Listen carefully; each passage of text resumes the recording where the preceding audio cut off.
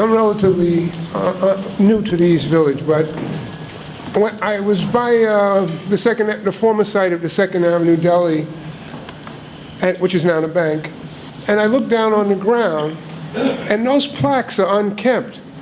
Why I mention this is everyone seems to laud the fact that they gain their prominence or notoriety by being connected to the East Village. Why is nothing being preserved?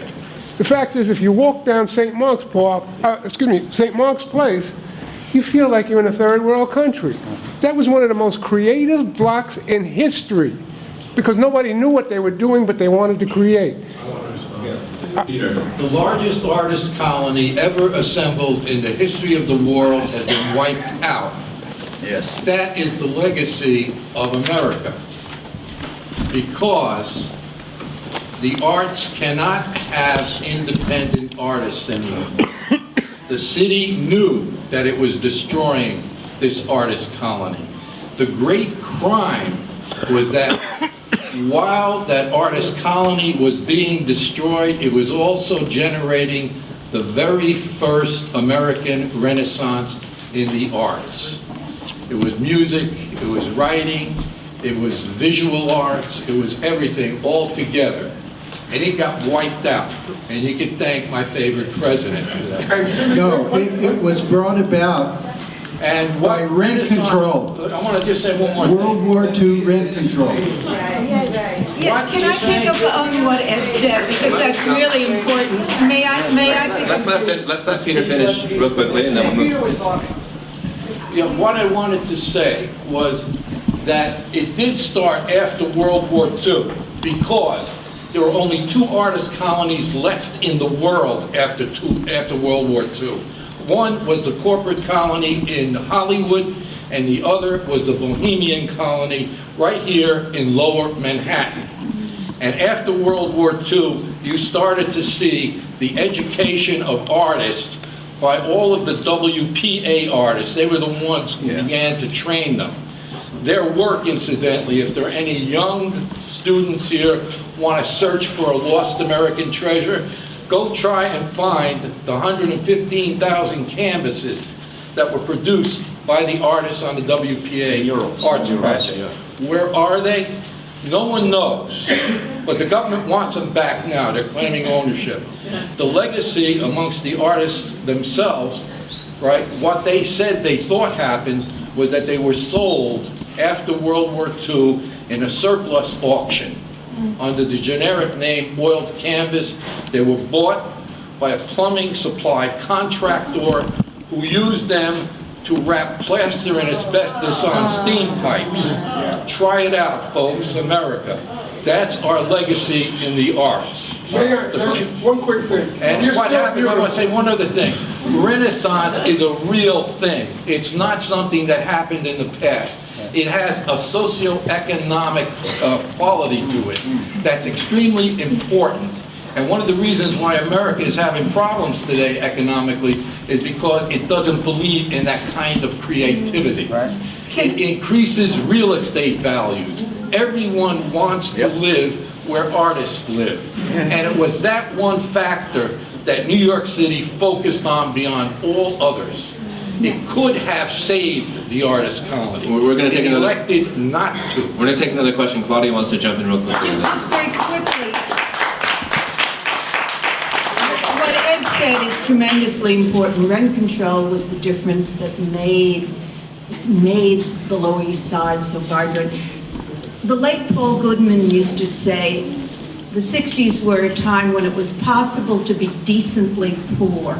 It is no longer possible for anyone to be decently poor.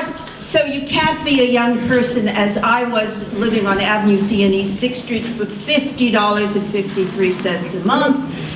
There's no way. What my students have instead is $100,000 in student debt, which makes them indebted. They can't express themselves the way we could. Because We got a question here. Yeah, my name is Jim Borat, and I just wanted to say that everything you've said resonates strongly with me, but there's one thing that you haven't talked about, which was the vibrant political life that emerged in the East Village. From the Jade Companions, who had their veil film for the drug dealers, to the yippies, to the motherfuckers. And it resonates very strongly today with what one sees in Occupy Wall Street. And the East Village Other, you know, covered those events. The planting of the tree in St. Mark's Place, the flower power on the top of Con Edison to do way before the environmental movement, the dropping of money on Wall Street, all of those things and many more were covered by the East Village Other. You also had women's liberation and gay liberation coming and being critical of some of the things that you old men are still being romantic about. Burning of money. Remember burning money? And what Ivo was saying, it was the older left versus the newer left.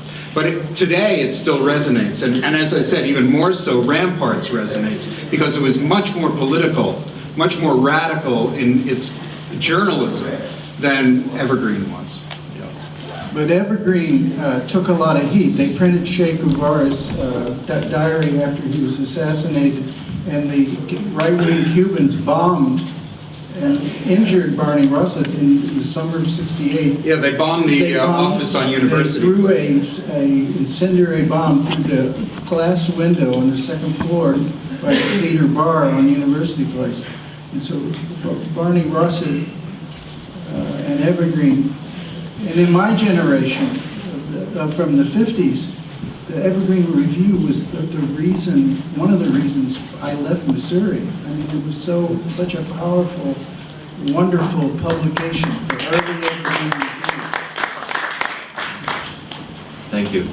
How about, I say we have the microphone there. Yeah, there's another point to be made about the countercultures being destroyed. I was living on Haight-Ashbury in 1968, 69, and in 1969 I went to Mexico.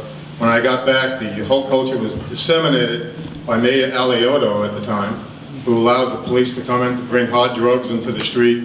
They were doing speed and smack, and they were purposely doing this. I think this has been done in Harlem at times in that time in history as well. And the whole culture was disseminated. A few years later, his wife, less than a few years later, his wife bought up the property.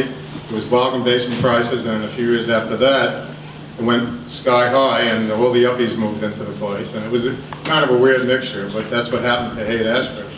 Most of the culture moved to Berkeley, California in the early 70s. So I did a radio show at the time. Do you want to pass the microphone this way? There's a woman right in front of you, and then there's a man up here. So Hi, I'm Amber LeMan, and I and then was we'll get John to you. Wilcox's wife and co-publisher when we were doing the East Village, other scenes.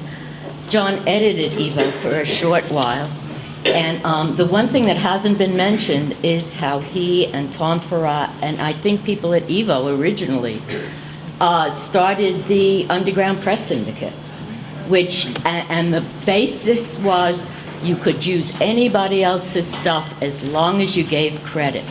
And that was so important to those papers out in Chicago and LA, One of the things is that Texas. the Underground Press Syndicate and the idea of underground newspapers spread worldwide, as Alex will tell you, in Europe too. And this is one of the things, hundreds of underground papers throughout the United States. They were short-lived many times, but some, were around for a period of time. But that was the Katzman brothers. Donald first wrote about it, and then Alan actually went to a meeting and came back and said, we have this syndicate, right, the Underground Press But it was John Wilcox and it was Tom Facade that kept it going and set it up. Tom Facade ruined the Underground. Others kept it going, yeah. You think so? Well, Tom went through, Tom, I was the Berlin correspondent for the Underground Press Syndicate, and my first articles in Evo appeared in that way. I want to point out that in a lot of ways, the other countries came out ahead of America as much as we did. In Amsterdam, it is still possible to go into places and smoke pot. It's technically illegal, but they don't enforce the laws. In Germany, the German youth were a lot braver than us. The word Nazi gets thrown about very loosely, but the young Germans were in fact fighting real Nazis, their parents. That was how it was. And in England, there was a whole class divide that more or less got crossed. In some ways, all the other countries came ahead of us. Photo offset. I mean, it was a printing process that made, just as the internet, as Claudia's been saying, opened up things for everybody in terms of having your own personal printing press on your desktop. Offset, and there was a printer over on 22nd Street. I think he was called the Chinaman because he was Chinese. Jay Kim. Jay Kim, and his son runs the place now. We did the shadow with him.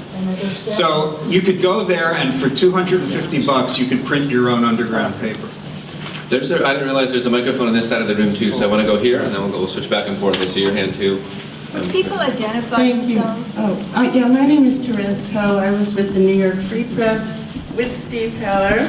I was an editor and a writer there under the editorship of Sam Edwards. And I have a couple of little things to say and then a question. First of all, it's interesting the parallels. Of course, we were going at the same time Evo was going. I assume Evo started first, though.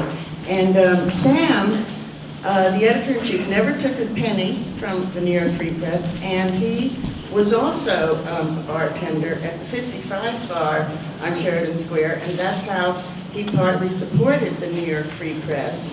And an interesting thing about that newspaper is that the way someone asked about a defining moment, you know, for Evo or any defining moment. Well, for the New York Free Press and Screw, the way Screw under Jim Buckley, who was our managing editor at the New York Free Press, and Al Goldstein, who had nothing to do with the New York Free Press, but was famous for, and I think it's okay to say this now so many years later, the way he got the money together to put Screw together, which he did practically for free, except for his and Jim's profit,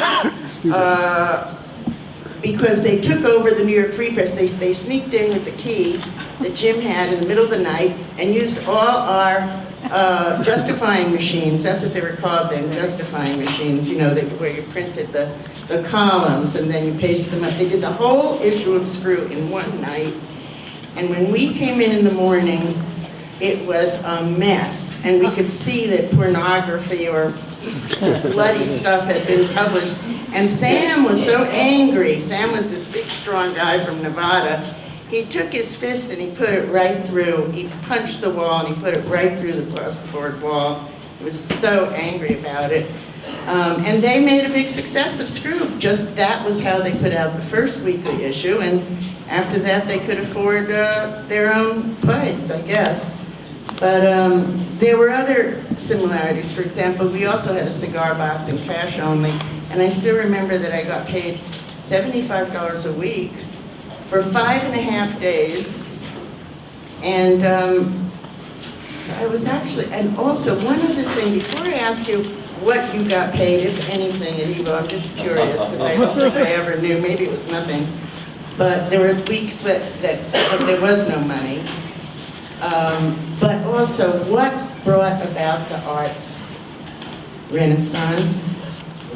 Psychedelics and cannabis. That's what brought it about. It would never have happened without psychedelics and cannabis. I mean, that's very important. Music. Music, of course, yes, you're right. But what brought out the music?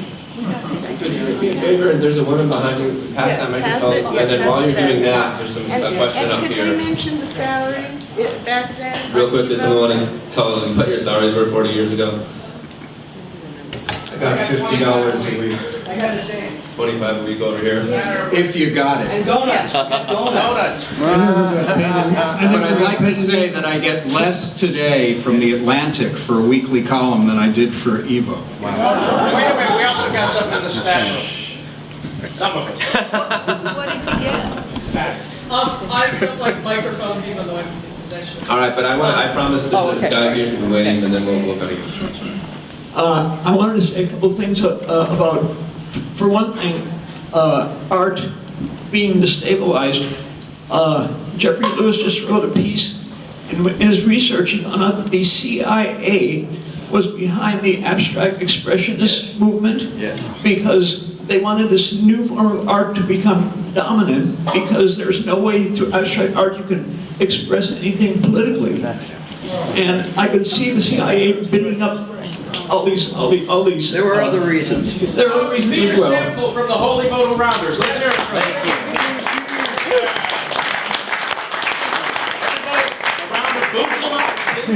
Come on. Just New Weber song. The other thing was, as far as drugs destabilizing the, Ed pointed out that the way the scene was referred to by the people that were actually there was the set.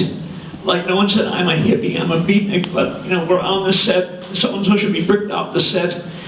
And anyway, drugs hit the set really hard by the summer of 1962. The diggers in San Francisco put up these posters in early 1967. The way they went was, last week this 16-year-old girl from Marin County came to The Hague to see what was going on. Some guy fed her a bunch of LSD and speed and rented her out for a gangbang for $5 a pop. Oh dear. And that was the worst thing that happened since the week before when the 16-year-old girl from Oakland came. In other words, bad drug things were happening like crazy by 1967. The confluence of summer love, ex-cons thinking girls who fuck, drugs, let's go.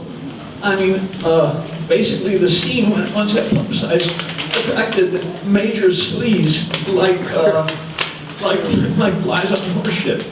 And that was the basic thing that I believe brought the scene down.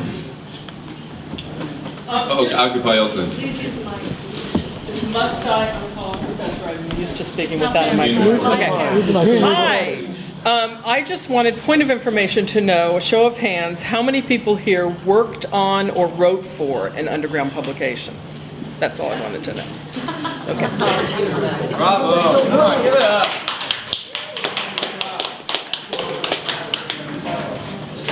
A question for any of the panelists? Close to a comment? Yes. Rat Subterranean News, the official organ of the Weather Underground, was mentioned in passing. How would you compare the politics at RAT with the politics of EVO, and would you consider the takeover of RAT by the Women's Collective to be the official beginning of the feminist movement? Yeah, I often say that, and I'm not sure whether I'm making this up or not, but I remember hearing, because the offices for RAT were then on 14th Street, and the women came up with rifles. So I'm not imagining that.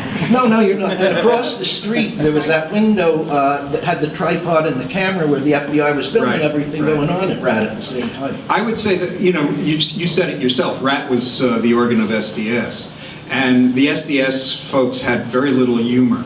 Although the art director of RAT at the time, Bob Eisner, later followed me to the New York Times.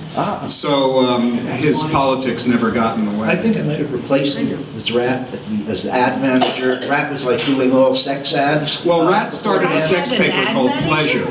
That's extraordinary news. No, I've changed the advertising base of RAT from the sex ads to things like the Rosicrucians and Shining Path. Well, I got my divinity degree through RAT. The Church of the Sacred something or other. Yeah, we had to get out of the draft, right? When RAT got busted, EVO brought out an issue from our own offices. That's right. That's right. Who else has a question for one of the panelists, or any of them? Hi, I'm Alan Moore. I work for the East Village Eye. Oh, hey. I was a typesetter. I'm here with the Squatting Europe Collective. We've concluded a 5-day discussion about the political squatting movement, social center occupations in Europe. And I would like to ask you, from a historical point of view, about squatting and communes and collective living and the occupation of large buildings by political groups in the Lower East Side during the period when you guys were working as reporters. Squatting was more a European movement than it was an American movement at that time. I visited squats in Amsterdam. I went to squats in London. I don't believe there were any in Berlin. They were a little too uptight about property. But I've always been surprised that there's been so little of it here, particularly back in the 70s, 80s, when there were a great many derelict buildings around. That's about all I can tell you about it.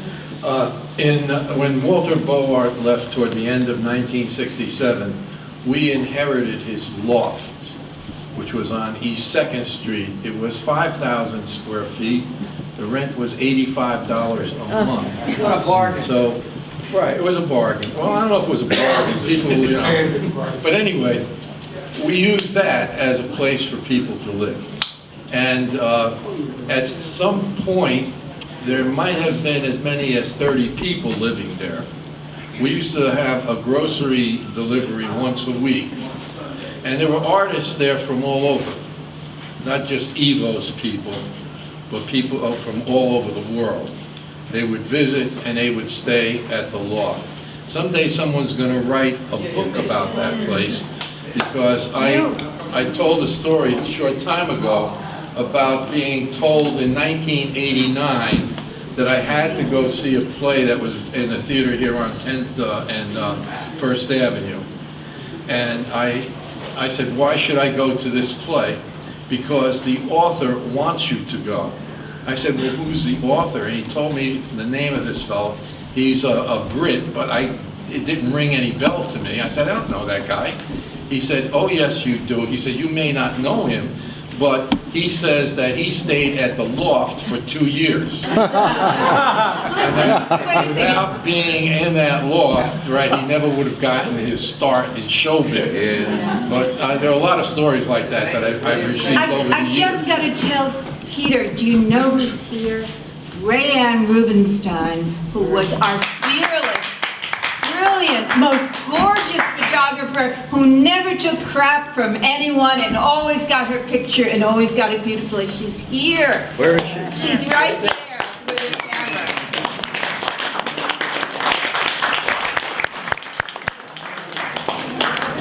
One or two more? Yeah, we got a few minutes left for questions, then there's going to be a reception. Oh, well, yeah, here we go. Back then, I recall, in addition to newspapers, there was an underground film movement. Louder! There was an underground film movement in New York. Jonas Mekas, Ed Exler, Kenneth Anger, right? There was all this stuff going on. And I remember the EVO as well. What was it? Was there a connection there? Did you guys support that movement? Did you give them places to screen their movies? Someone named Judd Yalcott covered that scene for Evo, as I recall. And Dick Preston originally. And yes, they did.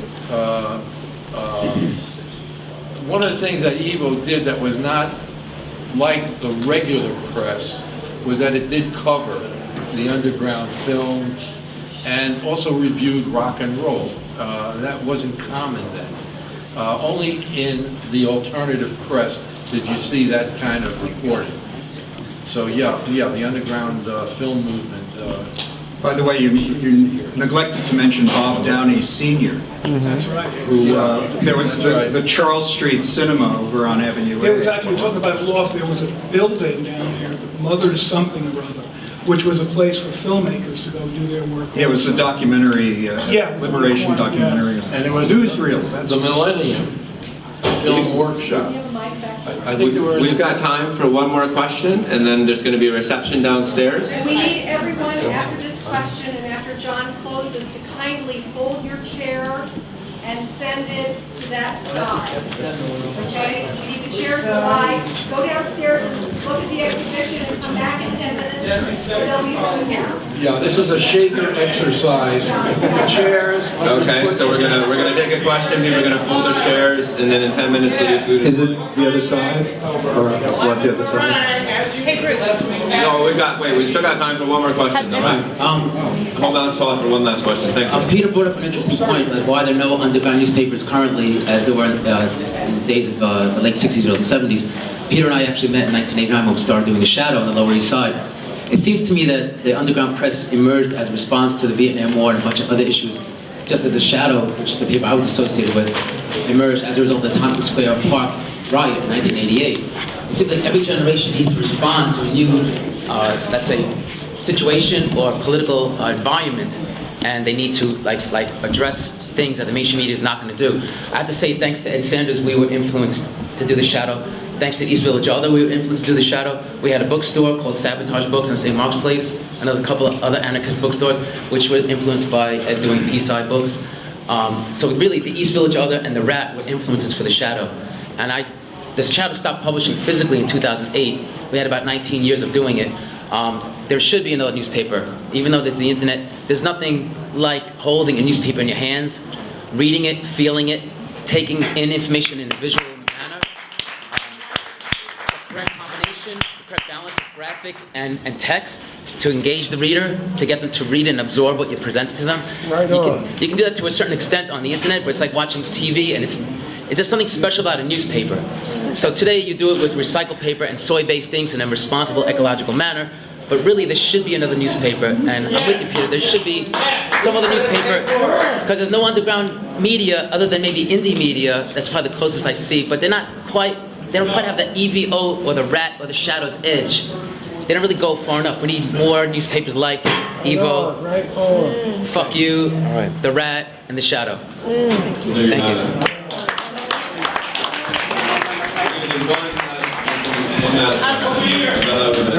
I was a high school student from 1965 to 1969, and The Rat and Evo were my Bibles.